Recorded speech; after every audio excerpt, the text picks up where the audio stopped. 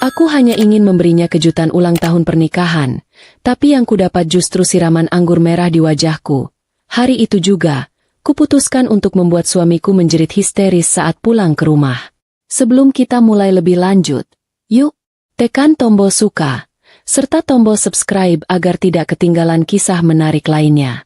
Dan jangan lupa absen asal kota Bapak Ibu di kolom komentar. Semoga rezeki kita semua dilancarkan, kesehatan kita diberkahi, dan keluarga kita selalu harmonis dalam lindungannya. Amin. Kotak bludru merah di tanganku ini harganya setara dengan biaya hidup satu keluarga sederhana selama setahun penuh. Aku memandangnya lamat-lamat, memastikan tidak ada debu kecil apapun yang menempel di permukaannya. Di dalamnya tersimpan sebuah jam tangan buatan Swiss yang sudah dipesan Bayu sejak 6 bulan lalu. Tapi dia selalu mundur membelinya karena harganya yang memang tidak masuk akal. Bukan karena kami tidak mampu, tapi karena Bayu selalu tahu cara memainkanku. Dia akan bersikap seolah dia suami yang hemat dan pengertian, menolak membeli barang mewah demi masa depan perusahaan batik warisan ayahku. Padahal, dia tahu betul kalau aku, istrinya yang tidak tega melihat wajah memelas suaminya, pasti akan membelikannya diam-diam sebagai hadiah ulang tahun pernikahan kami yang kelima. Rasanya lucu sekali kalau mengingat bagaimana dulu ayahku menentang hubungan kami mati-matian. Ayah bilang Bayu itu seperti benalu yang berlindung di balik wajah tampan dan tutur kata manis. Tapi namanya juga orang jatuh cinta. Waktu itu telingaku rasanya tersumbat kapas tebal. Aku tetap menikahinya, mengangkat derajatnya dari seorang staf biasa menjadi pendamping hidup pewaris tunggal perusahaan batik terbesar di kota ini. 5 tahun berlalu. Dan hari ini aku ingin membuktikan pada diriku sendiri bahwa pilihanku tidak salah. Hadiah ini adalah simbol bahwa pernikahan kami sukses, kuat, dan mahal. Setidaknya, itulah yang ingin aku percayai sore ini sebelum badai itu datang menghantam. Mobilku melaju perlahan membelah kemacetan Jakarta yang sudah seperti rutinitas wajib bagi warga kota ini. Sopir pribadiku, Pak Ujang, sesekali melirik dari spion tengah. Mungkin heran melihat majikannya senyum-senyum sendiri seperti orang yang baru menang undian panci. Aku baru saja pulang dari pabrik di Solo, mengecek proses pewarnaan kain sutra yang rumitnya minta ampun. Tubuhku rasanya remuk, bau malam dan pewarna tekstil mungkin masih samar-samar menempel di baju kurungku, tapi semangatku sedang ada di puncak. Bayu bilang dia ada pertemuan bisnis penting dengan investor di sebuah restoran mewah di Jakarta Selatan. Katanya, dia tidak bisa pulang cepat. Kebohongan kecil yang manis, pikirku waktu itu. Aku berniat datang ke sana, muncul tiba-tiba, dan membayar tagihan makan malamnya sekalian memberikan jam tangan ini. Ponselku bergetar pendek di atas tas tangan. Pesan singkat dari Bayu masuk. Isinya cuma memberi kabar kalau pertemuannya mungkin akan lama karena kliennya banyak bicara. Aku tertawa kecil membaca pesan itu. Bayu itu kalau urusan bisnis sebenarnya tidak terlalu pintar. Dia lebih jago memoles penampilan daripada memoles strategi pasar. Makanya, jabatannya di kantor lebih banyak mengurusi hubungan masyarakat alias tebar pesona. Sementara urusan pusing hitung-hitungan uang tetap aku yang pegang. Lucunya, dia sering merasa dialah otak dari segalanya. Biarlah, laki-laki memang kadang butuh panggung sandiwara untuk memuaskan egonya yang setinggi langit itu. Restoran yang dipilih Bayu ini memang terkenal sebagai tempatnya orang-orang yang ingin terlihat kaya. Padahal mungkin cicilan kartu kreditnya sedang megap-megap. Bangunannya bergaya Eropa klasik dengan lampu-lampu gantung kristal yang harganya mungkin bisa buat beli rumah subsidi. Begitu aku turun dari mobil, seorang pelayan dengan seragam rapi langsung menyambutku. Dia sempat menatap penampilanku dari ujung kaki ke ujung kepala. Mungkin di matanya, aku terlihat kurang glamor dibandingkan tamu-tamu lain yang datang dengan gaun pesta dan berlian sebesar biji salak. Aku cuma pakai baju kerja biasa dan kerudung sederhana. Tapi tatapan meremehkan itu langsung berubah hormat begitu dia melihat tas tangan yang aku bawa. Ah, dunia ini memang dangkal sekali. Rasa hormat orang seringkali ditentukan oleh merek apa yang menempel di badan kita. Suasana di dalam restoran itu remang-remang romantis. Jenis pencahayaan yang disukai pasangan yang sedang kasmaran atau orang yang ingin menutupi keriput di wajahnya. Ada alunan musik piano lembut yang mengalun, cukup pelan supaya orang tidak perlu berteriak saat mengobrol, tapi cukup keras untuk menyamarkan suara denting garpu. Aku meminta pelayan untuk tidak mengantarku ke meja. Aku bilang aku ingin mencari suamiku sendiri untuk memberinya kejutan. Pelayan itu mengangguk paham. Mungkin dia pikir ini adegan manis seperti di drama televisi. Padahal, dia tidak tahu kalau beberapa menit lagi, tempat kerjanya ini akan berubah menjadi arena pertunjukan drama paling memalukan. Mataku menyapu seluruh ruangan, mencari sosok laki-laki dengan kemeja biru tua yang tadi pagi aku setrika sendiri dengan penuh perasaan. Restoran ini cukup luas, dibagi menjadi beberapa area dengan penyekat tanaman hias artifisial. Cukup sulit menemukan seseorang di antara pencahayaan yang minim ini. Aku berjalan pelan, berusaha tidak menimbulkan suara gaduh dengan sepatu hak tinggiku. Jantungku berdebar-debar, bukan karena takut, tapi karena antusias membayangkan wajah kaget Bayu saat melihatku. Aku sudah menyusun kalimat manis di kepalaku, sesuatu seperti, "Selamat hari pernikahan, sayang. Terima kasih sudah bekerja keras." Kalimat yang kalau diingat sekarang, rasanya ingin aku muntahkan kembali. Di sudut ruangan, dekat jendela besar yang menghadap ke taman belakang, aku melihat punggung yang sangat aku kenal. Postur tubuhnya tegap, rambutnya dipangkas rapi dengan gaya kekinian, dan dia sedang duduk santai bersandar di kursi. Itu Bayu. Senyumku mengembang lebar. Tapi langkahku terhenti mendadak. Seolah ada tangan tak kasat mata yang menahan kakiku untuk melangkah lebih jauh. Ada yang aneh. Di hadapannya, tidak ada sosok bapak-bapak investor tua atau rekan bisnis berjas formal seperti yang aku bayangkan. Kursi di hadapannya diduduki oleh seorang wanita. Dan wanita itu jelas bukan rekan bisnis yang sedang membicarakan soal ekspor kain batik. Wanita itu masih muda. Mungkin usianya baru awal 20-an. Dengan rambut panjang bergelombang yang dibiarkan tergerai indah. Dia mengenakan gaun merah tanpa lengan yang potongannya sangat berani, menampilkan kulit putih mulusnya di bawah siraman cahaya lampu kuning restoran. Punggungnya yang terbuka sedikit terlihat saat dia condong ke depan, mendekatkan wajahnya ke arah Bayu. Mereka tertawa. Bukan tawa sopan antar rekan kerja, tapi tawa renyah, manja, dan intim. Tawa yang biasanya hanya keluar dari mulut orang-orang yang sedang dimabuk asmara. Kotak jam tangan di genggamanku terasa semakin berat, seolah berubah menjadi bongkahan batu kali yang dingin. Aku memutuskan untuk tidak langsung melabrak. Pelajaran nomor 1 menjadi pebisnis. Jangan ambil keputusan saat data belum lengkap. Aku mundur selangkah, menyembunyikan diri di balik pilar besar yang dilapisi cermin. Dari pantulan cermin itu, aku bisa melihat wajah Bayu dengan jelas. Wajah itu berseri-seri. Matanya berbinar menatap wanita di depannya. Tatapan yang dulu, 5 tahun lalu, pernah dia berikan padaku saat dia melamarku di warung tenda pecel lele. Bedanya, sekarang mereka duduk di restoran yang harga air putihnya saja bisa buat beli bensin seminggu. Ironis sekali. Uang hasil keringatku di pabrik, uang yang aku kumpulkan dengan menghirup asap lilin panas setiap hari, dipakai suamiku untuk mentraktir wanita lain di tempat semewah ini. Lihatlah tingkah laku wanita itu. Dia menyuapkan potongan daging ke mulut Bayu. Dan Bayu, laki-laki yang kalau di rumah selalu minta dilayani Bak Raja, menerima suapan itu dengan mulut terbuka lebar seperti anak burung kelaparan. Menjijikan. Dadaku mulai terasa sesak. Seperti ada yang memompa udara panas ke dalam paru-paruku. Tapi anehnya, aku tidak menangis. Air mataku sepertinya sudah kering. Atau mungkin rasa kaget ini begitu besar sampai-sampai sistem syarafku lupa cara memproduksi air mata. Yang ada hanyalah rasa dingin yang merambat dari ujung kaki naik ke kepala. Rasa dingin yang membuat pikiranku justru menjadi sangat jernih. Sejernih kristal gelas anggur yang ada di meja mereka.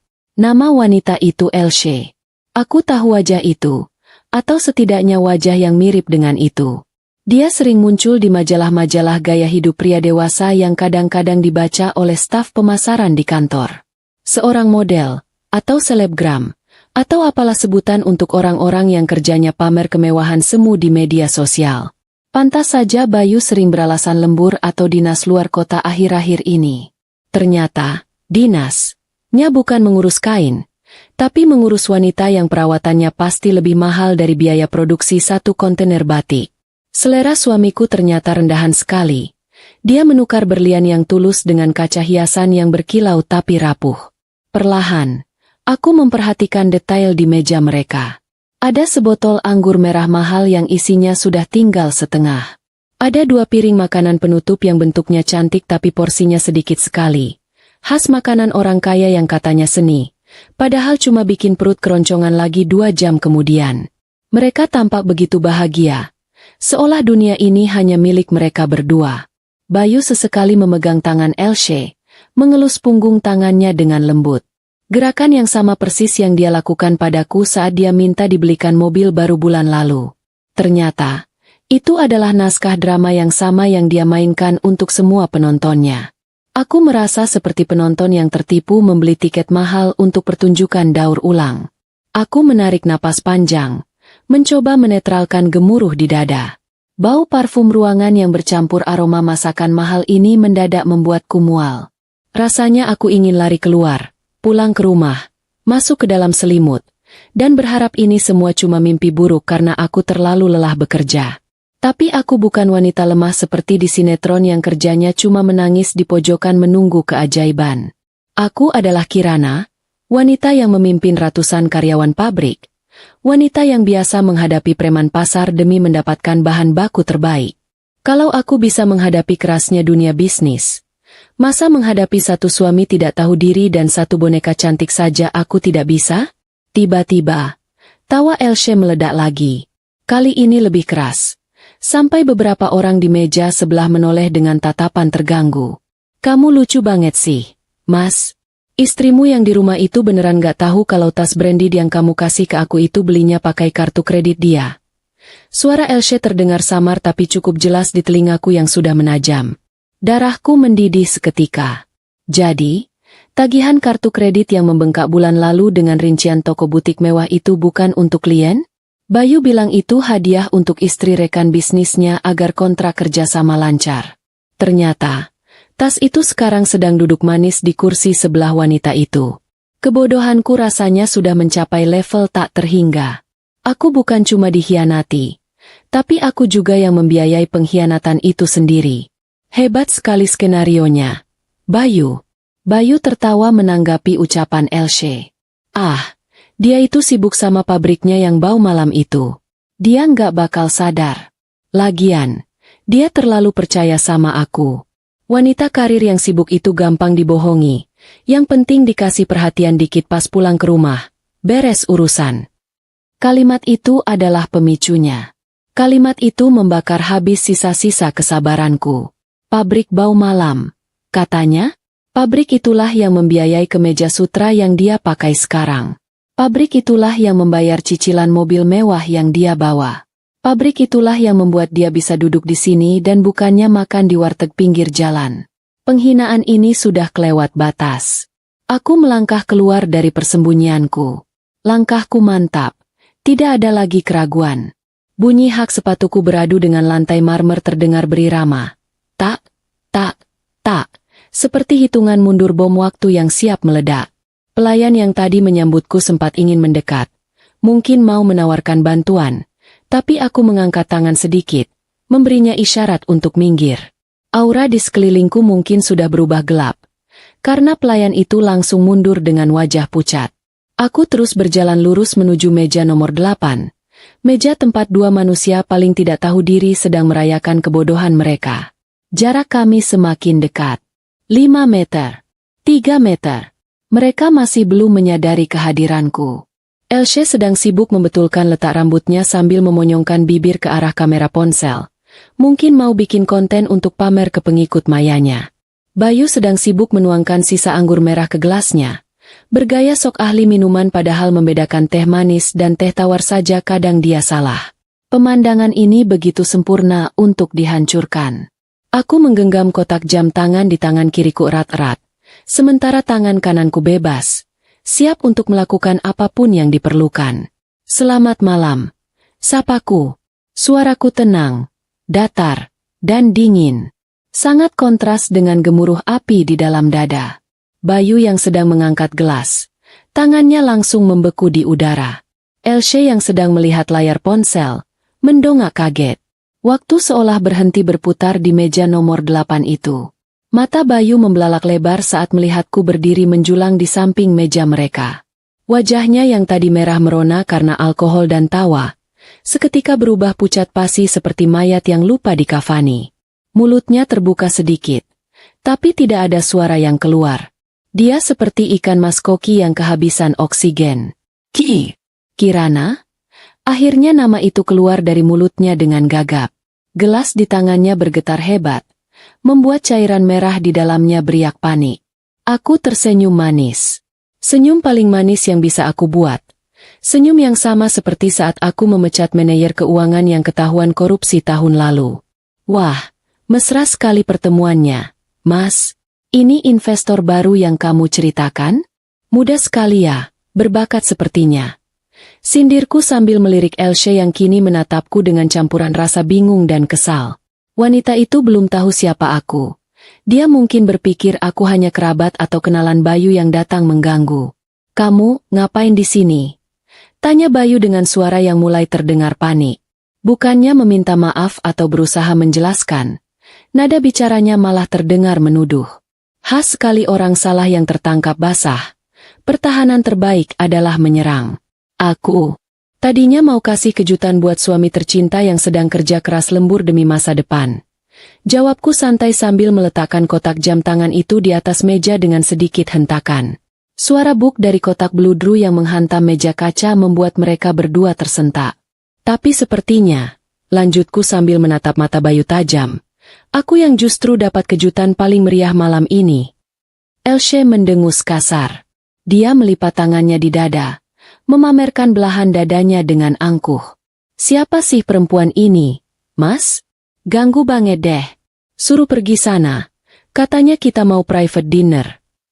Mendengar ucapan Elsie, Bayu bukannya membelaku, malah terlihat semakin panik dan salah tingkah. Dia menatapku, lalu menatap Elsie, bingung harus memihak siapa. Di satu sisi ada istri sah yang memegang kendali atas seluruh aset keuangannya. Di sisi lain ada wanita simpanan yang memegang kendali atas nafsu dan egonya. Dan seperti dugaan terburukku, laki-laki pengecut ini memilih pilihan yang paling bodoh. Kirana, pulang sana. Desis Bayu sambil melirik kiri kanan, takut jadi pusat perhatian. Penampilanmu itu loh, bikin malu. Bau pabrik. Nanti kita bicara di rumah. Kalimat itu meluncur begitu saja. Bikin malu. Bau pabrik. Kata-kata itu mengiang di telingaku, lebih menyakitkan daripada tamparan fisik. Aku menatap suami yang sudah 5 tahun aku banggakan itu. Sosoknya mendadak terlihat kerdil, kecil, dan menyedihkan. Rasa cintaku yang tadi sore masih tersisa sedikit, kini menguap habis tak berbekas, digantikan oleh satu tekad bulat, pembalasan. Aku tidak beranjak 1 senti pun. Aku justru menarik kursi kosong dari meja sebelah dan duduk dengan tenang di antara mereka. Bicara di rumah? Tanyaku pelan sambil menatap gelas anggur di tangan Bayu. Kenapa tidak di sini saja? Mumpung ada saksinya. Sekalian kita bahas, siapa sebenarnya yang bikin malu di sini? Mendengar tantanganku, urat di leher Bayu langsung menegang. Wajahnya yang tadi pucat kini memerah padam, tapi bukan karena malu, melainkan karena amarah yang terkumpul. Dia merasa harga dirinya terinjak di depan gundiknya. Elsie sendiri mulai memasang wajah cemberut. Tatapan kesalnya menyisirku dari ujung kaki ke ujung kepala. Tentu saja dia kesal. Drama murahan yang aku hadirkan ini merusak malam romantisnya dan mengancam dompet barunya. Dia pasti sudah membayangkan Bayu akan membelikannya hadiah lain setelah makan malam ini. Kamu ini Tulia, Kirana? Aku bilang pulang. Bentak Bayu. Suaranya naik 1 oktav. Cukup keras untuk menarik perhatian beberapa meja di sekitar kami. Aku Tuli? Balasku santai. Menarik napas dalam. Atau kamu yang lupa kalau yang kamu bentak ini adalah direktur utama perusahaan yang memberimu gaji setiap bulan? Bayu terdiam. Kalimatku berhasil menembus egonya. Dia tahu betul. Dia cuma bisa bersikap arogan di luar rumah. Tapi di dalam gerbang perusahaan, dia hanyalah boneka yang sewaktu-waktu bisa aku tarik benangnya. Keheningan singkat itu dimanfaatkan Elsie untuk kembali beraksi. Mas, ini siapa sih? Berisik banget. Aku nggak suka deh drama-drama norak kayak gini. Rengek Elsie sambil menggoyang-goyangkan lengan Bayu dengan manja. Dia jelas mencoba memancing Bayu agar mengambil tindakan, menunjukkan padaku bahwa dia adalah prioritas suamiku sekarang. Rengekan manja Elsie ternyata berhasil memicu Bayu. Matanya menatapku dengan kebencian yang terang-terangan, seolah akulah sumber dari semua kemalangannya. Dia tidak bisa memecatku dari perusahaan. Dia juga tidak bisa berteriak lebih keras karena itu akan makin mempermalukannya. Jadi, dia memilih jalan termudah dan paling keji untuk membungkamku. Tangannya menyambar gelas berkaki tinggi di depannya.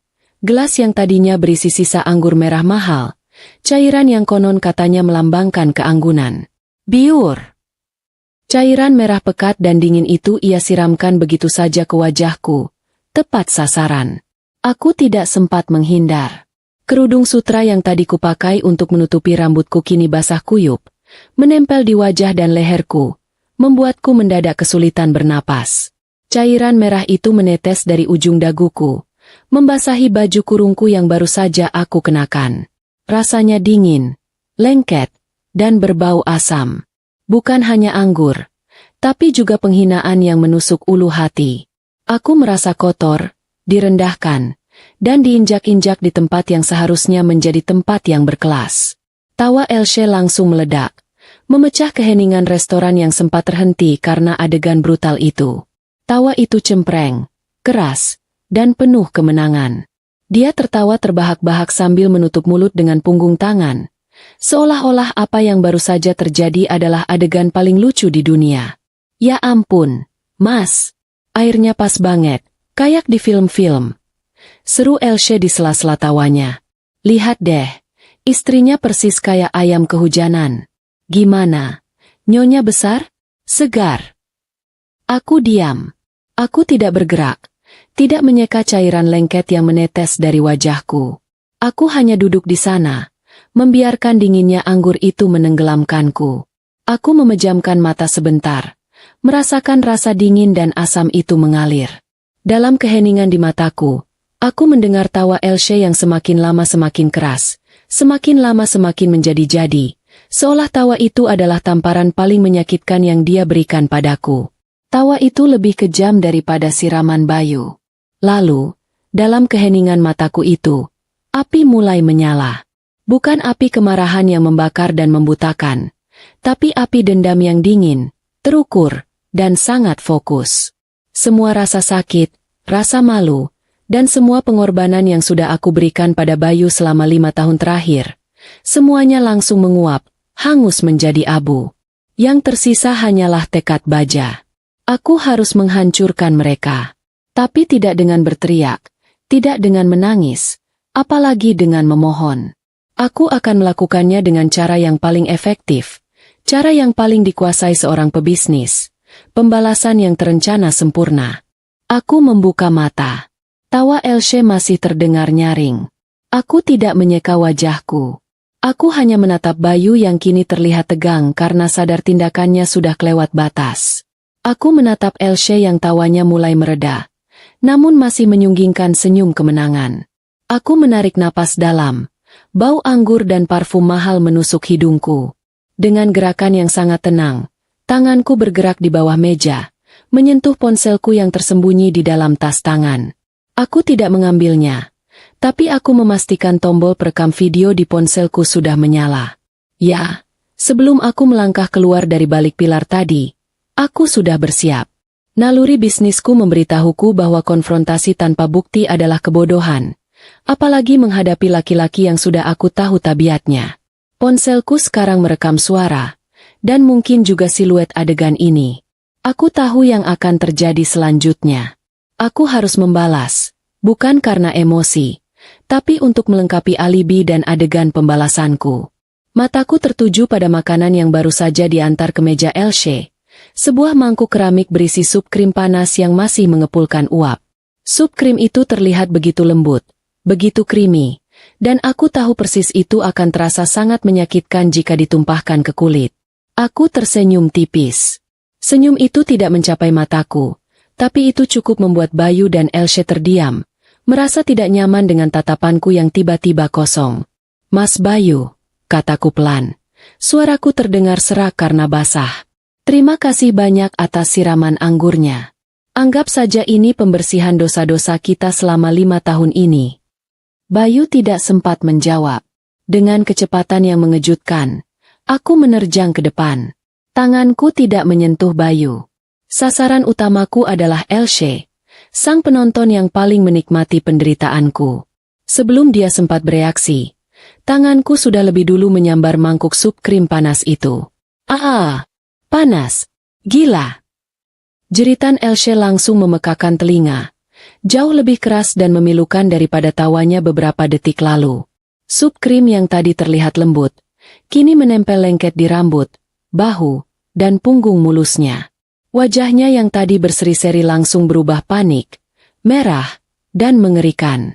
Dia melompat berdiri, mencakar-cakar sup krim yang menempel di kulitnya sambil berteriak-teriak kesakitan. Bau anggur di udara langsung tertutup oleh aroma gurih sup krim dan bau kulit yang sedikit hangus. Bayu langsung terlonjak dari kursinya, melihat pemandangan di depannya dengan mata terbelalak. Dia terlihat sangat bingung.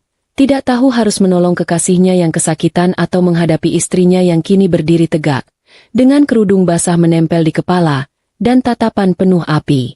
"Kirana, kamu gila ya? Apa yang kamu lakukan?" teriak Bayu. Kali ini suaranya benar-benar dikuasai kepanikan murni. Aku mengambil serbet bersih dari meja, menyeka anggur dari wajahku dengan gerakan pelan, seolah aku baru saja membersihkan sedikit noda debu di etalase toko. Aku menatap Elsie yang masih merengek kesakitan, lalu mengalihkan tatapan pada Bayu. "Gila? Aku hanya mengajarkan pacarmu ini sedikit tata krama," jawabku santai. "Kalau dia suka tertawa saat orang lain disakiti, dia harus siap kalau gilirannya tiba." Bayu mencoba meraih lenganku, mungkin bermaksud menarikku keluar sebelum keributan ini makin meluas. Tapi aku mundur selangkah, menjaga jarak. "Jangan sentuh aku," kataku dingin. "Tanganmu baru saja menyentuh dia, dan baru saja menyiramku. Tanganmu sudah kotor, Mas." Aku mengeluarkan ponselku dari tas dan mematikan rekaman video. Lalu kuangkat ponsel itu sejajar dengan pandangan matanya. "Anggap saja ini bonus kejutan untuk ulang tahun pernikahan kita. Bayu, air anggurmu, tawa pacarmu, dan jeritannya barusan. Semuanya terekam dengan jelas. Tunggu saja, besok pagi kamu akan jadi bintang," ancamku. Wajah Bayu langsung berubah ungu. Dia mengerti maksudku.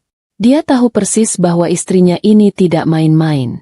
Reputasinya, kedudukannya, dan semua panggung sandiwara yang selama ini dia bangun, kini berada di ujung tanduk, tergantung pada satu tombol unggah di tanganku. Bayu terdiam kaku, hanya menatapku dengan mata yang memancarkan ketakutan luar biasa. Aku tersenyum puas.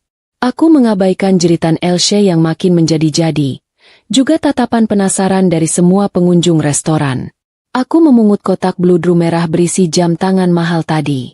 Aku membuka tutupnya sebentar, menatap benda mengilap di dalamnya. Lalu, dengan gerakan yang elegan dan tanpa ragu, aku lemparkan kotak itu ke Bayu. "Bungkus hadiah ulang tahun pernikahanmu. Sudah kubayar lunas. Harganya aku potong dari gaji bulan depanmu," kataku. "Selamat malam, Mas. Sampai jumpa di pengadilan." Aku berbalik dan melangkah keluar dari restoran itu. Langkahku terasa ringan. Kerudung basah di kepalaku tidak lagi terasa dingin, melainkan seperti mahkota kemenangan. Aku meninggalkan Bayu yang terpaku antara menolong kekasihnya yang menjerit panas, atau mengejar istrinya yang baru saja menghancurkan seluruh hidupnya.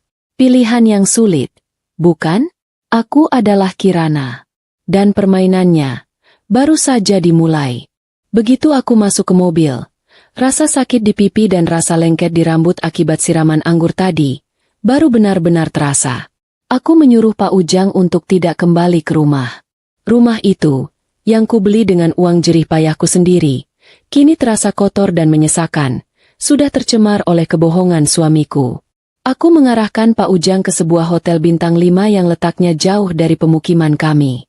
Aku butuh tempat yang aman, tenang, dan kedap suara untuk menenangkan diri dan menyusun rencana. Dalam perjalanan, aku melakukan dua hal yang akan mengubah nasib Bayu dan Elsie selamanya. Pertama, aku membuka ponsel dan menghentikan rekaman. Durasi video itu cukup panjang, menangkap setiap detik pertengkaran, siraman anggur Bayu, tawa jahat Elsie, dan jeritan histerisnya saat sup panas mendarat di tubuhnya. Kedua, aku membuka aplikasi media sosial. Aku tahu betul kekuatan rakyat di dunia maya. Mereka adalah hakim paling kejam dan paling cepat dalam menjatuhkan vonis. Aku memotong video itu, hanya menyisakan bagian paling dramatis. Saat Bayu menyiramku, saat Elsie tertawa, dan adegan klimaksnya. Di bagian deskripsi, aku menulis kalimat singkat, dingin, dan lugas. Aku menyebutkan nama restoran, tanggal kejadian, dan yang paling penting, aku menandai akun media sosial Elsie yang ternyata sangat mudah ditemukan. Aku juga menyertakan satu foto selfieku di dalam mobil, dengan wajah masih basah dan baju ternoda anggur, sebagai bukti fisik visualisasi penderitaanku. Aku menamainya sebagai bukti kekerasan dalam rumah tangga. Dengan jari yang gemetar, bukan karena takut, tapi karena adrenalin yang memuncak, aku menekan tombol unggah. Dalam hitungan menit, badai digital itu mulai menerpa. Notifikasi di ponselku berbunyi tanpa henti, bagaikan alarm kebakaran yang tidak bisa dimatikan. Puluhan, ratusan, kemudian ribuan komentar mulai membanjiri unggahanku. Aku membaca beberapa di antaranya. Isinya campuran makian untuk Bayu dan Elsie, dukungan untukku, dan tentu saja, netizen yang bekerja cepat melacak identitas mereka berdua. Mereka cepat sekali menemukan siapa Elsie, si model yang sering pamer kemewahan yang ternyata dibayari istri sah. Mereka juga cepat mengetahui siapa Bayu, si direktur tampan yang ternyata pengecut dan tega menyakiti istrinya di depan umum. Aku mematikan notifikasi ponselku agar telingaku tidak pecah. Tugas utamaku sudah selesai, membongkar topeng mereka di depan publik. Sekarang, biarkanlah dunia yang bekerja untukku. Setibanya di kamar hotel yang mewah dan sunyi, aku langsung membersihkan diri. Aku melepas kerudung basah itu, membiarkan rambutku yang lengket tersiram air hangat. Di depan cermin kamar mandi, aku melihat pantulan wajahku yang bengkak dan merah. Bekas siraman anggur itu tidak meninggalkan luka bakar, tapi meninggalkan luka yang jauh lebih dalam di harga diriku. Namun, di balik wajah lelah itu, sepasang mata di cermin itu terlihat tajam, tanpa air mata, dan penuh tekad. Aku bukanlah korban yang akan menangis meratapi nasib. Aku adalah pelaku pembalasan yang baru saja menekan tombol detonator. Aku menghubungi Pak Hasan, pengacara kepercayaanku. Suara Pak Hasan terdengar panik karena dia sudah melihat video viral itu. Bu Kirana, astaga, Ibu di mana? Kita harus segera membuat laporan polisi atas kekerasan ini. Seru Pak Hasan dari seberang telepon. Tenang, Pak Hasan. Saya aman. Sekarang dengarkan saya baik-baik. Kataku dengan suara yang tenang dan berwibawa, seolah aku sedang memimpin rapat dewan direksi. Besok pagi, siapkan berkas gugatan cerai. Masukkan pasal-pasal kekerasan dalam rumah tangga, dan juga pasal perselingkuhan. Saya mau dia dituntut seberat-beratnya. Baik, Bu Kirana. Tapi bagaimana dengan aset? Terutama rumah utama? Tanya Pak Hasan, menyentuh inti masalah. Aku menarik napas panjang, tersenyum tipis pada pantulanku di jendela kamar hotel. Rumah 12 miliar itu bukan aset Gonogini, Pak Hasan, jelasku. Itu 100% aset warisan dari mendiang ayah. Sertifikat hak miliknya murni atas namaku. Dibeli jauh sebelum kami menikah. Bayu tidak punya hak sepeser pun. Besok pagi juga, segera hubungi Tuan Broto. Saya mau rumah itu terjual dalam 48 jam. Uangnya harus masuk rekening baru yang saya siapkan di luar negeri. Aku bisa mendengar Pak Hasan terdiam, mencerna instruksiku yang berkecepatan tinggi. Dia pasti terkejut melihat kliennya yang baru saja disiram anggur, bukannya menangis, malah merencanakan penjualan properti belasan miliar rupiah dalam semalam. Sangat bisa, Bu Kirana, jawab Pak Hasan akhirnya. Nadanya kini penuh kekaguman. Kami akan bergerak secepat kilat. Tapi, bagaimana dengan Bayu? Dia pasti akan panik luar biasa. Biarkan saja dia panik, ujarku dingin. Biarkan dia sibuk mengurus kekasihnya yang wajahnya penuh sup krim. Aku sudah menyiapkan panggung kehancurannya. Sekarang, tinggal kita eksekusi plot utamanya. Malam itu, saat Bayu sibuk mengurus Elsie di rumah sakit terdekat, yang pastinya harus dibayar tunai karena semua kartu kreditnya sudah aku blokir, aku sibuk merencanakan masa depanku yang baru. Aku melihat berita di ponsel. Karir Elsie di dunia maya langsung hancur. Semua kontrak kerjanya dibatalkan karena tekanan publik. Sementara itu, di kolom komentar, ribuan orang mulai menanyakan siapa nama perusahaan batik yang Bayu pimpin, menuntut agar dia juga dipecat. Aku tersenyum. Rencana pembalasan ini memang berjalan sangat lancar. Bayu pikir dia bisa mempermainkan cinta dan harta seorang pewaris? Dia salah besar. Aku adalah pewaris yang tahu cara bertarung dengan modal dan strategi, bukan cuma dengan air mata. Aku berbaring di tempat tidur yang empuk, kelelahan, tapi hatiku terasa damai. Aku sudah tidak lagi mencintai Bayu. Semua perasaanku sudah mati, terbakar habis oleh siraman anggur merah yang dingin itu. Rasa sakit ini telah diubah menjadi kekuatan. Aku memejamkan mata, siap menyambut pagi. Pagi di mana hidup baruku dimulai, dan hidup Bayu akan berakhir. Sinar matahari pagi yang cerah menembus jendela hotel mewah itu, tidak berhasil meredakan ketenangan yang sudah aku ciptakan semalam suntuk. Aku bangun, mandi, dan berganti pakaian kerja terbaikku. Hari ini bukan hanya hari perceraian, tapi hari pengambilan kembali seluruh aset dan harga diri. Aku duduk di meja, membuka laptop, dan melihat surel dari Pak Hasan. Semua berkas siap. Tuan Broto, rekan bisnis lama ayah, sudah menyanggupi pembelian rumah 12 miliar rupiah itu secara tunai hari ini juga, tanpa banyak tanya, asalkan transaksi diselesaikan cepat. Keputusan menjual rumah secepat ini bukan tanpa pertimbangan. Rumah itu sudah ternoda, dan aku tidak mau lagi tinggal di sana. Selain itu, kecepatan adalah senjataku untuk mematahkan setiap peluang Bayu melakukan perlawanan hukum. Jika rumah itu sudah berpindah tangan, dia tidak bisa menuntut sepeser pun. Aku menekan semua berkas yang dikirim Pak Hasan melalui kurir khusus. Aku tidak repot-repot datang ke kantor notaris. Semua proses legalitas berjalan di belakang layar. Sangat senyap, persis seperti cara kerjaku di belakang meja direksi. Di saat yang sama, aku melancarkan serangan kedua, melucuti segala fasilitas yang berasal dari perusahaan. Mobil dinas mewah yang dipakai Bayu untuk pacaran dengan Elsie, yang atas nama perusahaan, aku suruh ditarik kembali ke gudang kantor. Tentu saja tanpa pemberitahuan. Bayu yang miskin uang tunai karena kartunya sudah kubekukan, pasti akan panik luar biasa begitu tahu mobil yang menjadi satu-satunya aset bergerak mewahnya itu lenyap. Aku juga mengeluarkan surat perintah resmi atas namaku sebagai pemegang saham utama. Isinya sederhana dan tegas. Bayu resmi diberhentikan dari jabatannya sebagai direktur pemasaran terhitung mulai hari ini. Alasan pemecatan adalah tindakan tercela yang mencoreng nama baik perusahaan dan merugikan reputasi bisnis. Aku memastikan surel pemberitahuan pemecatan itu dikirim ke semua dewan komisaris, tepat di jam makan siang, agar mereka tidak sempat menahannya. Aku tidak peduli dia mau menjerit atau marah. Perusahaan itu milikku. Dan Bayu hanyalah benalu yang harus dicabut akarnya. Sambil menikmati kopi pagiku, aku menghubungi bank, bukan bank biasa, melainkan divisi layanan prioritas di mana aku adalah nasabah utama. Aku menggunakan bukti visum dari dokter dan laporan polisi yang sudah dibuat Pak Hasan pagi-pagi sekali sebagai dasar hukum. Permintaanku sederhana, bekukan semua rekening bersama dan kosongkan brankas penyimpanan pribadi yang diakses Bayu. Uang tunai dan semua surat berharga di dalamnya adalah milikku, hasil kerja keras dan warisan orang tua. Dia tidak berhak atas 1 rupiah pun. 3 jam berlalu. Ponselku bergetar sekali. Itu notifikasi dari bank.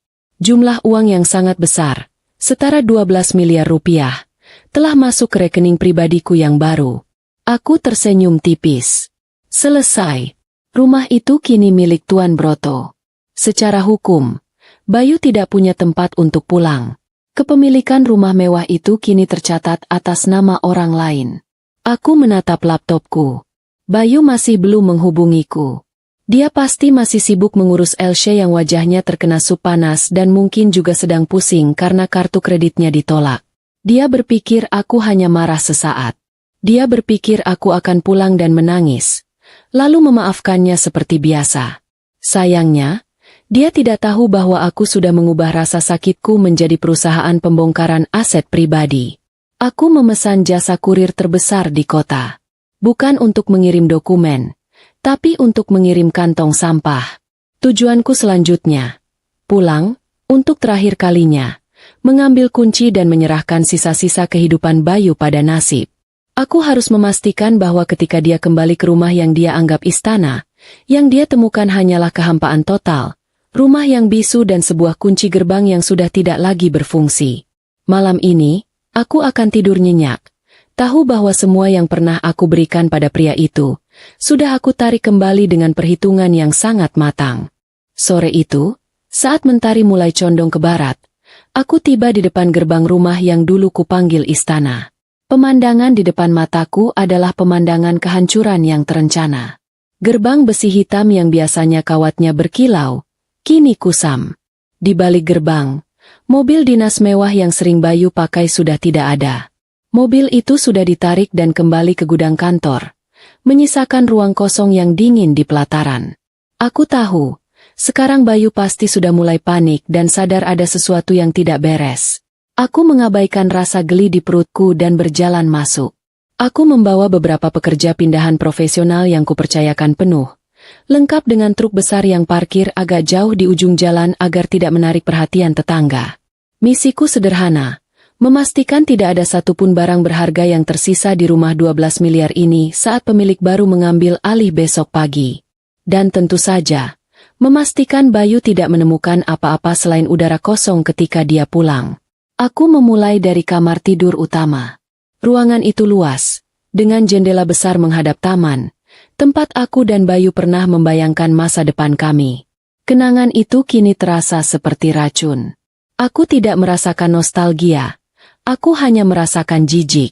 Aku berdiri di ambang pintu, mengawasi para pekerja yang bergerak cepat. Aku menyuruh mereka memilah barang dengan teliti.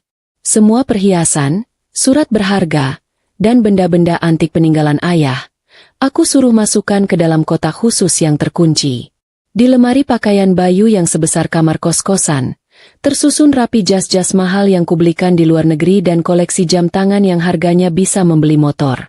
Aku memegang salah satu jas sutra itu, mencium aroma parfum Bayu yang bercampur aroma asing, mungkin aroma parfum Elsie. Tanpa emosi, aku memerintahkan mandor tim.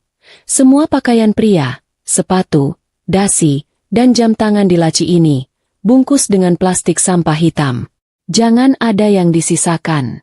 Taruh di depan, di samping pos satpam. Mandor itu sempat terdiam, menatapku heran. Maaf Bu, ini barang-barang mewah, apa tidak dijual saja? Tanyanya hati-hati. Aku menggeleng tegas. Aku tidak mau lagi melihatnya, apalagi memegang uang hasil penjualan sampah itu. Aku tidak butuh uangnya. Aku hanya butuh dia tahu betapa murahnya nilai barang-barang ini di mataku sekarang. Mandor itu mengangguk paham. Para pekerja pun mulai memasukkan barang-barang berharga Bayu itu ke dalam kantong-kantong sampah besar. Sebuah pemandangan yang aneh dan lucu. Jas-jas mewah dan sepatu kulit impor berakhir di kantong plastik sampah hitam, seolah-olah itu adalah sampah rumah tangga yang sudah membusuk. Humor yang dingin, tapi entah kenapa, memuaskan sekali. Aku membayangkan wajah Bayu melihat hasil jerih payahku ini. Pindah ke ruang kerjanya. Meja mahoni yang selalu ia banggakan. Aku suruh angkut tanpa sisa. Di laci meja itu, aku menemukan beberapa map berisi surat-surat perusahaan yang tidak penting dan sebuah box bludru kecil. Aku membukanya. Di dalamnya ada sebentuk cincin berlian kecil yang pasti dia beli untuk Elsie, karena cincin itu jelas bukan seleraku. Alih-alih marah, aku justru tertawa kecil. Seberapa bodohnya pria ini. Masih sempat-sempatnya dia membelikan cincin untuk gundiknya. Padahal uang di dompetnya sudah tidak ada. Aku mengambil cincin itu, berjalan ke toilet terdekat, dan menjatuhkannya ke lubang kloset. Biarlah berlian itu berputar-putar bersama air, hilang ditelan saluran pembuangan. Dapur. Aku menyuruh semua peralatan canggih, lemari pendingin besar, dan oven yang harganya puluhan juta itu untuk diangkut. Aku tidak ingin meninggalkan apapun. Bahkan sendok garpu yang kami pakai bersama pun harus disingkirkan. Pengosongan ini bukan hanya soal harta, tapi soal membersihkan energi negatif dari rumah ini. Aku melewati ruang tamu. Sofa kulit impor seharga mobil, lukisan-lukisan abstrak mahal, dan lampu kristal yang Bayu selalu pamerkan kepada teman-temannya. Semua diangkut. Aku berdiri di tengah ruangan yang kini mulai kosong. Suara langkahku menggema di lantai marmer yang dingin. Rasanya sunyi dan lapang. Keheningan yang sangat nyaman. Pekerjaan ini memakan waktu hingga malam. Ketika lampu jalan mulai menyala, rumah 12 miliar itu benar-benar kosong melompong. Hanya tersisa debu dan bayangan di lantai. Tidak ada lagi furnitur, tidak ada lagi barang pribadi, tidak ada lagi tanda-tanda kehidupan di sana. Kecuali tumpukan kantong sampah besar di depan pos satpam, berisi semua barang-barang milik Bayu. Sebelum aku pergi, aku melakukan satu hal terakhir. Aku mengambil kunci cadangan rumah ini, kunci yang kini tak lagi berguna, dan sebuah amplop coklat. Amplop itu berisi surat pemecatannya dari perusahaan, salinan surat gugatan cerai, dan salinan akta jual beli rumah yang sudah ditandatangani. Aku menjepit amplop itu di pintu depan dengan pita perekat, memastikan Bayu akan melihatnya begitu dia tiba. Aku melangkah keluar dari gerbang, menyerahkan kunci yang sudah tidak berfungsi itu kepada perwakilan Tuan Broto yang sudah menunggu. Selamat malam. Rumah ini milik Tuan Broto sekarang, kataku. Tugas saya sudah selesai. Aku masuk ke mobil dan melaju pergi. Aku tidak menoleh ke belakang. Aku tahu, aku telah menghapus 5 tahun kehidupanku di rumah itu dalam waktu kurang dari 1 hari. Pembalasanku bukan berupa tangisan dan air mata, tapi berupa aksi take over aset yang sangat terstruktur. Biarlah Bayu berpikir dia sedang menghadapi istri yang marah. Padahal, dia sedang menghadapi seorang pemilik modal yang tahu cara melikuidasi aset bermasalah. Malam ini, aku akan tidur nyenyak di hotel, sementara Bayu akan kembali ke rumah kosong, rumah yang akan menyambutnya dengan tawa hampa dan tumpukan kantong sampah. Bayu sekarang berada di titik didih amarah, panik, dan kebingungan. Sudah 2 hari sejak insiden siraman anggur dan sup krim panas itu, dan ia tidak punya kabar apa-apa dari Kirana. Ponselnya mati total. Semua kartu kreditnya ditolak mentah-mentah oleh mesin, membuatnya kelimpungan bahkan untuk membayar tagihan rumah sakit Elsie yang wajahnya kini membengkak dan penuh salep murah. Ia harus memohon belas kasihan pada beberapa teman lamanya untuk mendapatkan uang tunai seadanya. Satu-satunya tempat yang bisa ia tuju adalah apartemen sewaan Elsie yang ternyata jauh dari kesan mewah seperti yang dipamerkan di media sosial. Kamarnya sempit, pengap, dan berantakan. Kehidupan nyata Elsie hanyalah tiruan menyedihkan dari citra glamor yang ia jual di internet. Keadaan Elsie sendiri sama buruknya dengan Bayu. Wajahnya yang biasa dihiasi riasan mahal kini penuh noda bekas luka, dan jeritan histerisnya karena semua kontrak kerjanya dibatalkan dan akun media sosialnya diserang massa, membuat kepala Bayu makin pening. "Ini semua salahmu, Mas!" teriak Elsie sambil melempar bungkus mie instan ke arah Bayu. "Kenapa istrimu bisa tahu tentang kartu kredit itu? Kenapa dia bisa memecatku? Aku butuh uang untuk perawatan. Lihat wajahku. Karirku hancur." "Diam, Elsie. Aku sedang berpikir," bentak Bayu. Egonya yang selangit tidak mau mengakui bahwa ini adalah kesalahan mutlaknya. Ia menyalahkan Kirana yang terlalu kepo dan drama. Kirana pasti cuma menggertak. Dia itu lemah. Dia nggak akan berani menceraikanku. Paling dia cuma mau uang tebusan. Dia butuh aku untuk mengurus perusahaan. Namun, di tengah semua rengekan Elsie dan omongan besarnya sendiri, satu hal yang paling mengganggu Bayu, mobil dinasnya hilang. Mobil mewah itu biasanya terparkir manis di depan apartemen Elsie, tapi pagi ini, mobil itu lenyap. Ia sudah menelepon kantor dengan nada tinggi, mengancam sekretarisnya. Dan ia hanya mendapat jawaban datar bahwa mobil itu ditarik atas perintah direktur utama.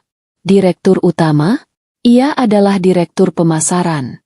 Tapi bayangan sosok Kirana yang dingin di restoran, yang berani menyiram sup krim panas, membuat tengkuknya merinding.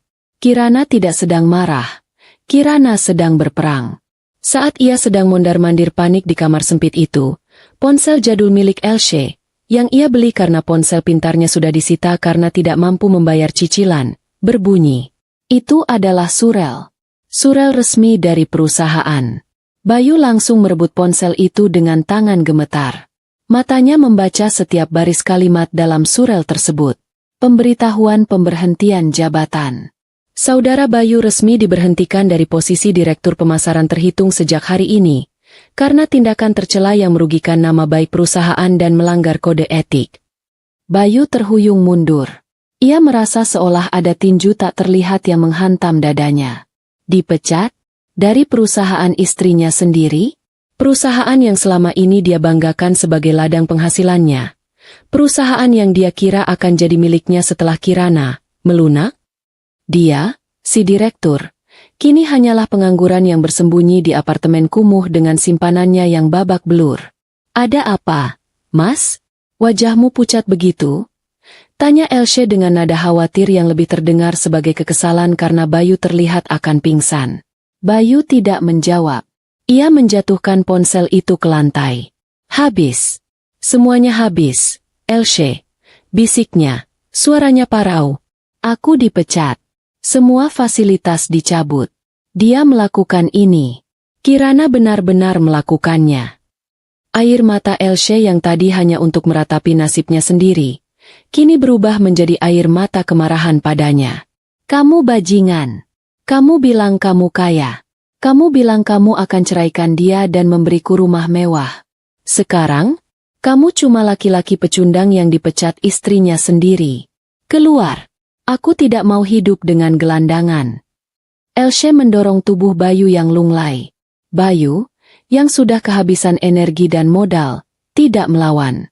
Ia diusir, ditendang keluar dari satu-satunya tempat yang ia anggap aman. Ia kini berdiri di lorong apartemen yang bau dan pengap, tanpa uang, tanpa mobil, dan tanpa pekerjaan. Kini hanya ada satu tempat yang harus ia tuju. Rumah 12 miliar itu. Dia harus kembali ke sana. Dia harus menghadapi Kirana, memohon, mengancam, apapun yang diperlukan. Rumah itu masih ada. Rumah itu harta Gonogini. Dia yakin itu. Dia harus mengambil kembali istananya. Dengan sisa-sisa tenaga, Bayu mulai berjalan kaki menuju perumahan elit yang berjarak belasan kilometer dari tempatnya berdiri. Dia berjalan menuju kehancuran terbesarnya, tanpa tahu bahwa rumah itu, bahkan sebelum dia sampai di sana, sudah bukan lagi miliknya. Bayu tiba di gerbang perumahan elit itu setelah berjalan kaki selama berjam-jam. Kakinya terasa melepuh, pakaiannya kusut, dan tubuhnya basah kuyup oleh keringat. Ia terlihat seperti gelandangan yang tersesat di tengah kemewahan. Saat ia berjalan melewati rumah-rumah megah tetangganya, rasa malunya membuncah. Ia harus segera masuk dan mengambil alih situasi sebelum ada yang melihat keadaannya yang menyedihkan ini. Ia berjalan cepat menuju gerbang hitam rumahnya yang menjulang. Jantungnya berdebar, bukan karena cinta atau rindu, tapi karena ketakutan. Ia menekan tombol kode akses pribadinya yang sudah ia hafal di luar kepala. Bip, bip, bip. Akses ditolak. Bayu mengerutkan dahi. Ia menekan ulang kodenya. Kali ini lebih lambat dan hati-hati. Hasilnya sama. Akses ditolak. Tentu saja. Pasti Kirana mengganti kodenya. Pengecut. Ia mengumpat dalam hati. Dia mencoba menekan tombol intercom. Tapi tidak ada jawaban. Tiba-tiba, gerbang pos satpam kecil di samping gerbang utama terbuka. Keluarlah dua orang pria tegap berseragam biru tua yang sama sekali tidak Bayu kenal. Wajah mereka keras. Tatapan mereka dingin dan profesional. Bukan Udin, satpam tua yang selama ini selalu menyambut Bayu dengan senyum hormat. Selamat sore, ada yang bisa kami bantu, Pak? Tanya salah satu pria itu dengan nada datar. Bayu langsung menegakkan tubuhnya, berusaha memulihkan wibawanya yang sudah jatuh ke lumpur. Saya pemilik rumah ini. Kenapa gerbangnya tidak bisa dibuka? Dan kalian ini siapa? Mana satpam lama?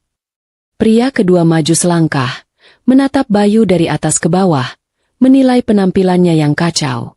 Maaf, Bapak bukan pemilik rumah ini lagi, katanya lugas. Kami adalah petugas keamanan dari pemilik yang baru. Kami diperintahkan untuk tidak mengizinkan siapapun, terutama Anda, untuk masuk. Darah Bayu serasa surut dari wajahnya. Ia menggeleng keras, seolah tidak percaya dengan apa yang baru saja didengarnya. Apa maksudmu? Pemilik baru? Kalian gila. Rumah ini milikku. Aku suaminya Kirana. Ini harta Gonogini. Kami belum cerai. Silakan periksa lagi dokumen Anda, Pak. Menurut surat-surat resmi yang kami pegang, rumah ini sudah resmi dijual oleh Ibu Kirana, pemilik sahnya, 2 hari yang lalu. Jelas petugas pertama. Jual beli ini sah di mata hukum karena sertifikatnya murni atas nama beliau. Kami minta Bapak segera meninggalkan area ini. Bayu terhuyung mundur, menyentuh gerbang besi dingin itu untuk menopang tubuhnya. Dijual? Rumah 12 miliar itu? Tidak mungkin. Kirana tidak akan berani melakukan itu tanpa persetujuannya. Tapi semua kartu yang diblokir, pemecatan, mobil yang hilang, semuanya mendadak masuk akal. Ini bukan gertakan. Ini adalah eksekusi. Di mana Kirana? Aku mau bicara dengannya. Teriak Bayu putus asa. Ibu Kirana sudah tidak di sini. Pak, rumahnya sudah kosong. Jawab petugas itu. Kosong. Bayu tidak bisa mempercayainya. Ia memohon, memelas, menyedihkan sekali. Tolong, biarkan aku masuk sebentar saja. Aku hanya ingin melihat. Aku tidak percaya. Mungkin karena kasihan atau hanya ingin Bayu segera pergi dan tidak membuat keributan. Salah satu petugas akhirnya membuka gerbang kecil. 5 menit. Pak, hanya sampai teras depan. Kami tidak bertanggung jawab atas apa yang Bapak temukan. Bayu menerobos masuk, berlari melewati pekarangan. Begitu pintu utama dibuka, ia terdiam kaku di ambang pintu. Ruangan itu luas, tapi hampa. Gema langkah kakinya adalah satu-satunya suara yang terdengar. Sofa kulitnya hilang. Lampu kristalnya hilang. Lukisan-lukisan mahalnya lenyap. Bahkan karpet di lantai pun tidak ada. Lantai marmer itu hanya menyisakan jejak debu. Rasanya seperti masuk ke makam yang baru digali. Di tengah keheningan yang memekakan telinga itu, mata Bayu menangkap sesuatu yang menempel di pintu garasi. Sebuah amplop coklat besar yang dijepit dengan plester bening. Dengan langkah gontai, ia mencabut amplop itu. Isinya, salinan akta jual beli rumah yang sudah diteken Tuan Broto, surat pemecatannya dari perusahaan, salinan laporan polisi tentang KDRT yang menjeratnya sebagai tersangka, dan selembar kwitansi kecil yang diselipkan paling atas. Kwitansi itu adalah kwitansi pembelian mobil dinasnya, yang baru ditarik. Di bawahnya, ada tulisan tangan Kirana yang rapi dan tegas, tertulis menggunakan tinta merah. Lunas. Semua yang kau pakai, semua yang kau banggakan, adalah milikku. Sudah kuambil kembali. Bayu menjatuhkan lututnya ke lantai marmer yang dingin. Tawa itu keluar dari tenggorokannya. Bukan tawa bahagia, tapi tawa histeris. Tawa orang yang sudah kehilangan akal. Dia baru menyadari bahwa selama ini, dia hanya menari di atas panggung yang seluruhnya dibayar oleh Kirana. Saat ia menangis meraung-raung, matanya menoleh ke arah gerbang. Di sana, di samping pos satpam, ia melihatnya. Tumpukan besar kantong sampah hitam yang menjulang tinggi. Dengan tenaga terakhir, ia merangkak ke sana, membuka salah satu kantong. Di dalamnya, terselip rapi jas sutra mahalnya, sepatu impornya, dan jam tangan yang dulu ia banggakan. Semuanya sudah menjadi sampah. Kirana aa, teriak Bayu. Suaranya pecah dan tercekat. Itu adalah jeritan seorang raja yang kerajaannya telah direbut dalam semalam. Dia tidak punya apa-apa. Dia adalah gelandangan yang berdiri di depan rumahnya yang telah dijual. Dan di samping tumpukan kantong sampah berisi sisa-sisa kehidupannya yang sombong. Petugas keamanan itu menghampirinya. Tidak lagi bersikap sabar. Waktu Bapak habis. Silakan pergi. Jangan membuat keributan lagi di properti milik Tuan Broto. Bayu diseret keluar gerbang. Di sana, ia terdiam lunglai di trotoar. Tanpa uang, tanpa rumah, tanpa masa depan. Hanya ditemani tumpukan kantong sampah yang menertawakan kebodohannya.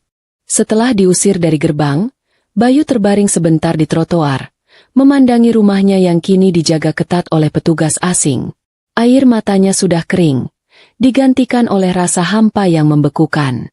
Ia tidak punya apa-apa lagi. Kartu sudah diblokir, uang nol, mobil ditarik, dan perusahaan telah memecatnya. Pria yang tadi pagi masih merasa dirinya adalah direktur penting, kini hanyalah pengangguran yang ditinggalkan di pinggir jalan. Ia bangkit, tubuhnya terasa berat, kakinya perih karena lecet. Hanya ada satu tempat yang terlintas di benaknya, satu-satunya tempat yang bisa memberinya setidaknya atap di atas kepala, apartemen sewaan Elsie. Bayu kembali berjalan kaki, menempuh belasan kilometer dengan pikiran kacau dan perut melilit lapar. Ia mengabaikan tatapan aneh orang-orang yang berpapasan dengannya. Seorang pria berpenampilan kacau, pakaian kotor, berjalan tanpa arah di malam hari. Dini hari, ia akhirnya sampai di gedung apartemen kumuh tempat Elsie bersembunyi. Lorongnya pengap, bau masakan basi dan lembab menusuk hidungnya. Ia menaiki tangga dengan gontai. Kakinya nyaris tidak sanggup lagi menopang tubuh. Tiba di depan pintu kamar Elsie. Ia menggedornya pelan, tidak punya tenaga untuk berteriak. Elsie buka. Ini aku, Bayu. Bisiknya, suaranya parau dan serak. Pintu terbuka. Elsie muncul.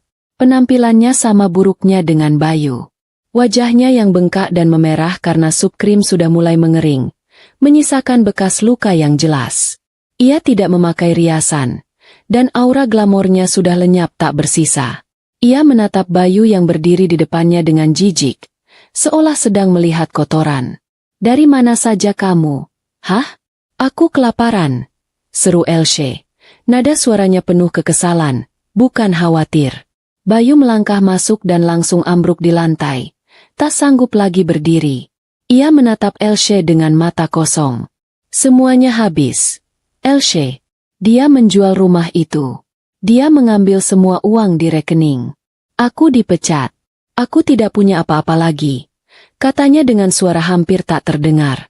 Elsie terdiam, mencerna setiap kata itu. Wajahnya perlahan berubah. Dari kekesalan menjadi keterkejutan, lalu berubah menjadi kemarahan yang luar biasa. Ia adalah wanita yang hanya memuja kemewahan dan uang. Mendengar sumber uangnya kini benar-benar kering, membuatnya meledak. Apa? Kamu bilang habis. Kamu bajingan tidak berguna, jerit Elsie. Suaranya melengking tajam memecah keheningan malam. Ia mengambil bantal dan memukuli Bayu yang masih tergeletak di lantai.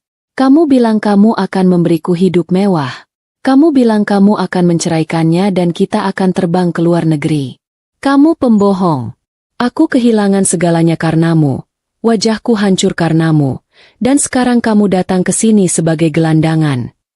Bayu mencoba menangkis pukulan-pukulan itu, memohon agar Elsie mau mengerti. Ini salah Kirana. Elsie, dia gila. Dia jahat. Dia jahat atau kamu yang memang pecundang, balas Elsie histeris. Ia meraih kerah baju Bayu, menyeretnya dengan sisa tenaganya menuju pintu keluar. Aku tidak mau hidup dengan pengemis sepertimu. Aku tidak butuh pria yang dipecat istrinya sendiri. Keluar dari kontrakanku. Pergi. Blaam. Pintu dibanting keras. Suara kunci diputar terdengar jelas di telinga Bayu. Dia ditinggalkan, diusir oleh kekasihnya sendiri, di lorong apartemen yang bau. Dia terbaring di lantai, sendirian, miskin, dan dikhianati oleh kedua wanita dalam hidupnya. Dia kehilangan istana mewahnya. Dan kini ia juga kehilangan satu-satunya tempat persembunyian yang ia punya. Di luar sana, ia tidak punya apa-apa. Bayu akhirnya menyerah. Ia tidak lagi marah, tidak lagi histeris. Ia hanya merasa hampa dan dingin. Ia tahu, di balik jeritan dan tangisan yang ia dengar dari balik pintu, Ia telah benar-benar sendirian di dunia ini. Kopi pahit yang ia dapatkan dari pembalasan Kirana, kini terasa sepahit dan sedingin nasibnya sendiri. Beberapa minggu berlalu, dan kabar mengenai Bayu dan Elsie mulai terdengar sayup-sayup. Namun kali ini bukan dari unggahan viral di media sosial, melainkan dari laporan berita lokal yang samar. Bayu, yang kini benar-benar menjadi gelandangan, terlihat mengais-ngais makanan di tempat sampah di salah satu sudut ibu kota. Pakaiannya compang-camping, janggut dan kumisnya tumbuh liar. Tubuhnya kurus dan kotor. Beberapa orang yang mengenalinya dari video viral itu hanya menatapnya dengan rasa iba bercampur ejekan. Karma telah dibayar tunai di jalanan. Sementara itu, Elsie yang juga putus asa karena kehilangan seluruh pendapatannya dan terlilit utang biaya perawatan wajah, nekat mencoba peruntungan dengan melakukan penipuan daring skala kecil. Ia menggunakan foto-foto lamanya untuk menipu para pengikut yang tersisa. Namun, ia tidak punya uang untuk kabur. Elsie akhirnya tertangkap oleh pihak berwajib. Ironisnya, saat polisi melakukan penangkapan, mereka menemukan Bayu sedang bersembunyi di sekitar tempat tinggal Elsie, kelaparan dan kebingungan. Bayu, yang sudah tidak punya apa-apa, mencoba mendapatkan sisa makanan dari Elsie. Keduanya akhirnya terseret bersama ke kantor polisi, dan wajah Elsie yang masih menyisakan bekas luka bakar itu terpampang di koran lokal, menjadi bukti visual bahwa kejahatan tidak pernah membawa kemewahan. Mereka divonis penjara selama 3 tahun atas kasus penipuan dan perbuatan tidak menyenangkan, sebagai akhir yang menyedihkan bagi 2 orang yang dulunya hanya memikirkan kemewahan palsu. Ribuan kilometer jauhnya dari hiruk-pikuk penjara ibu kota, aku sedang duduk dengan tenang di ruang tunggu bandara jet pribadi di Jenewa, Swiss. Di luar, pegunungan Alpen yang tertutup salju membentang indah, sebuah pemandangan yang tenang dan bersih. Pakaianku elegan, kerudungku rapi, dan wajahku memancarkan aura ketenangan yang kuat. Bekas siraman anggur dan sup krim sudah lama hilang tanpa jejak. Di pangkuanku, laptop terbuka. Aku baru saja menyelesaikan dokumen pendirian perusahaan baruku, sebuah perusahaan investasi yang akan mengelola dana 12 miliar rupiah hasil penjualan rumah lama, ditambah aset-aset lain yang berhasil kucairkan. Aku sudah tidak lagi berurusan dengan batik. Aku sudah beralih ke dunia investasi yang jauh lebih bersih dan tidak berbau malam. Aku kini adalah pemilik dari Kirana Holdings, sebuah entitas bisnis yang sepenuhnya independen. Ponselku bergetar sekali. Sebuah pesan dari Pak Hasan. Bu Kirana, kasus perceraian sudah selesai, resmi dan inkrah. Dan Bayu serta Elsie divonis 3 tahun penjara. Lunas. Aku membaca pesan itu tanpa mengubah ekspresiku. Tidak ada rasa gembira berlebihan. Tidak ada rasa balas dendam yang membara. Yang ada hanyalah rasa lega yang dalam.